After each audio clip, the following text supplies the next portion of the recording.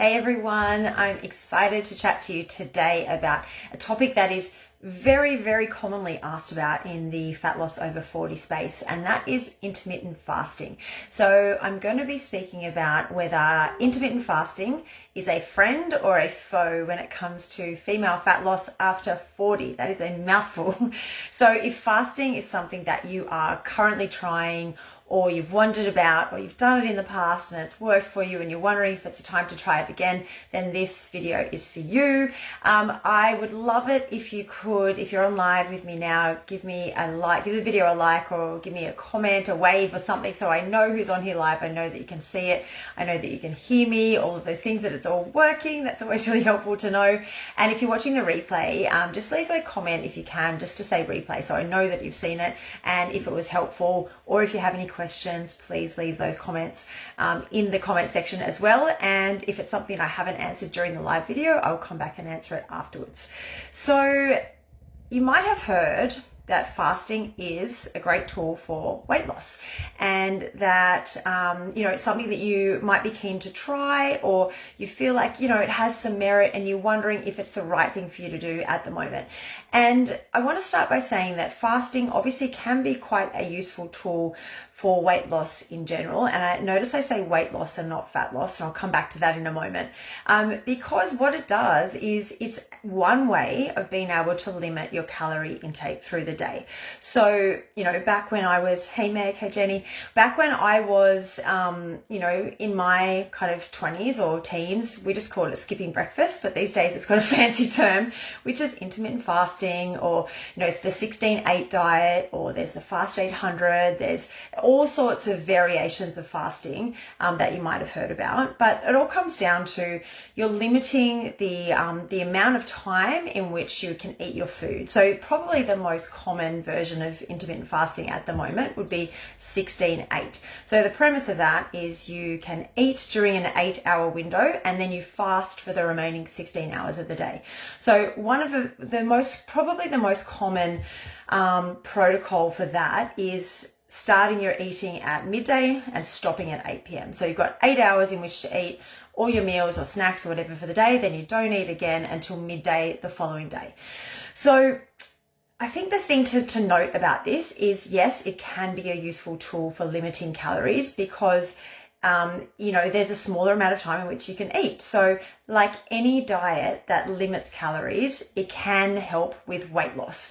But the overwhelming evidence for intermittent fasting, and there have been a lot of studies done on this and a lot of meta-analysis of all the studies done on this, is that fasting is no more effective a tool for weight loss than just plain old calorie restriction. So when calories and protein are equated, so if you're eating the same number of calories over a 12-hour period or a 14-hour period as you would in that 8-hour window, if they're equated, then fasting is not superior to just a plain old-fashioned calorie restriction.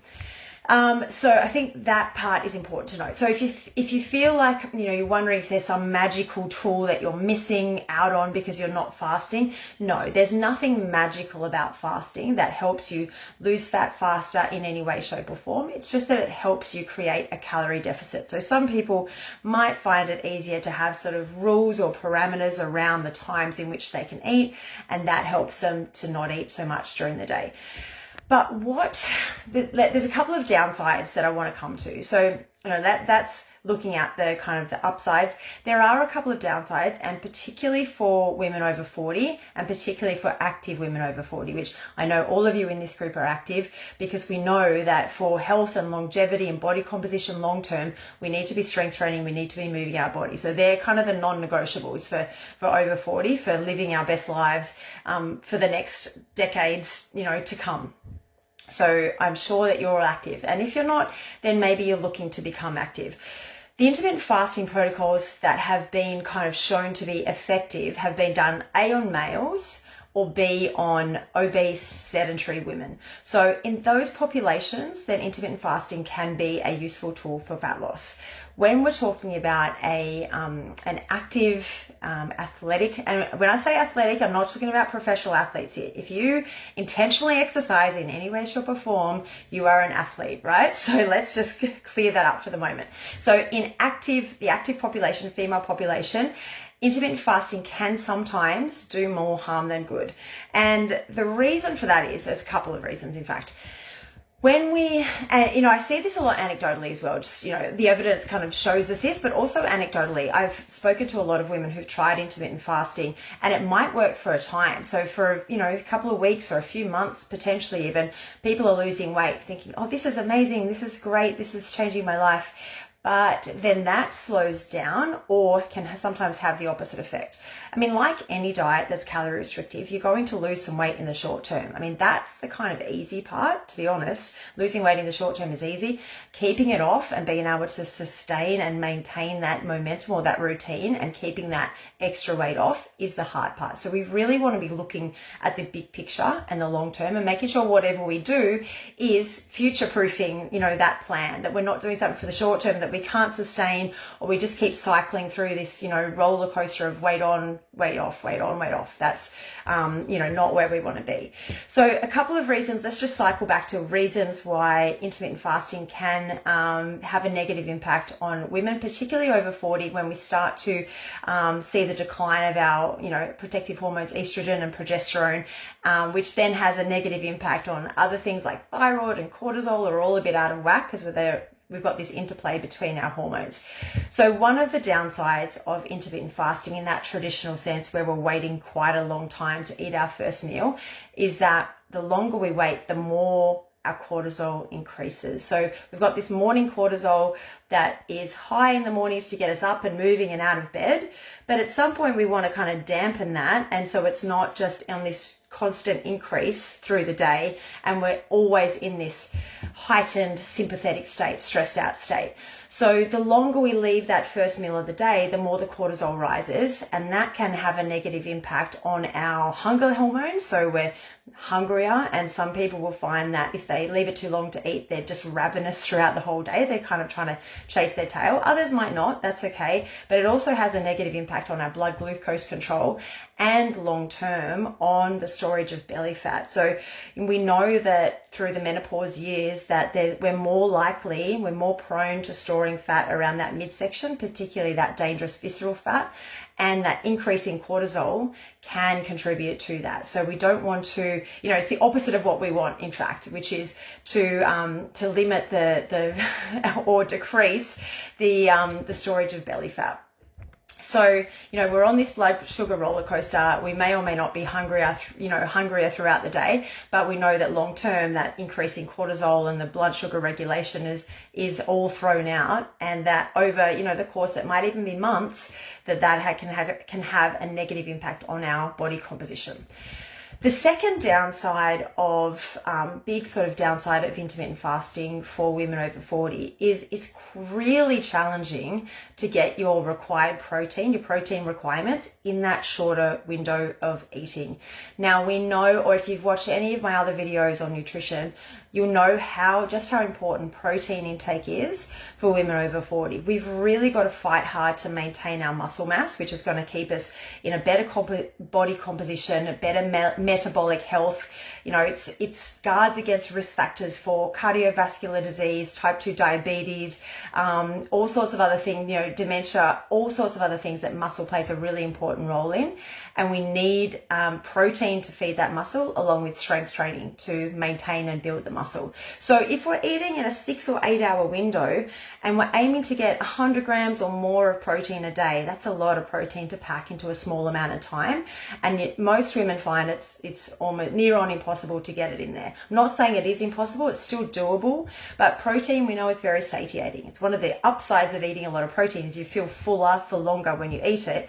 But then if we need to pack in 100 to say 140 grams of protein in 8 hours, we're like having a big meal of high protein, and then 3 or 4 hours later we've got to have the same again, and 3 or 4 hours later we've got to have the same again, you might find that you're starting to limit that protein intake because you're just too full to eat it. Whereas if we spread that protein over throughout, say, a 12-hour period even, then we're much more able to get that required protein intake through that period.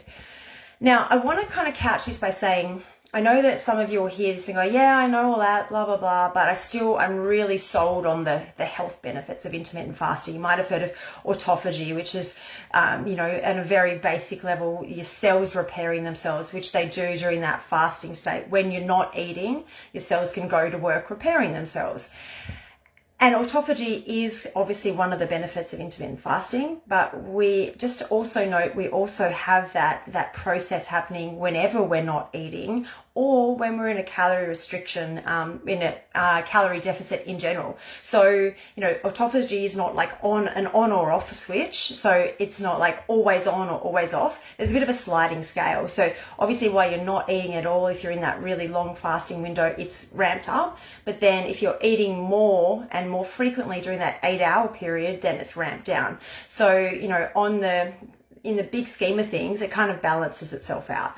So just so you know, you're not missing out on the benefits altogether if you're not limiting that eating window to this short space of time. So if you want the benefits of fasting, right? So let's just leave autophagy aside. You've heard, it's helpful for brain health, or, all sorts of other reasons that you might do it other than body composition. Then for women over 40, the much more the smarter way, the more beneficial, the more optimal way to fast, if that's something that you really are keen to do, would be to bring that fasting window forward. So if you really want to just, limit your eating window to sort of say an 8-hour period, we want to make sure it's more in line with that circadian rhythm. So not too long after you wake. It doesn't have to be the second you wake up that you eat. But let's say you wake up at 6, 7 a.m. You want to be eating that first meal by around 9-ish, right? If you're training early in the morning, you might want to even bring it a little bit earlier, and making sure that first meal of the day is a really good high protein meal to just set you up for the day, getting that first lot of protein in. And then you're going to stop eating earlier in the day. So instead of your fasting window being 12 till 8, it might be say 9 till 5 or something along those lines. So it's still limiting the time in which you're eating if that's something that's really important to you to do, but it's just bringing it forward. And then when you think about it, where we need the energy from food during the day. If you're someone who, has a regular schedule, the standard schedule of working during the day and doing your activities mostly during the day, then that's when we want our fuel to be on board. So it's not as important to be eating a big meal at 8 o'clock at night when we're about to go to sleep.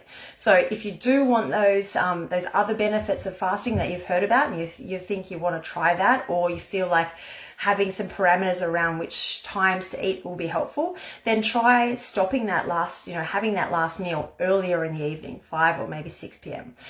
But also just going back to what I originally said, which is important to note that fasting in and of itself, not superior for fat loss over just a general calorie restriction. So if you feel like that is something that will help you achieve that calorie deficit, if fat loss is a goal, then by all means try it in that version that I just talked about.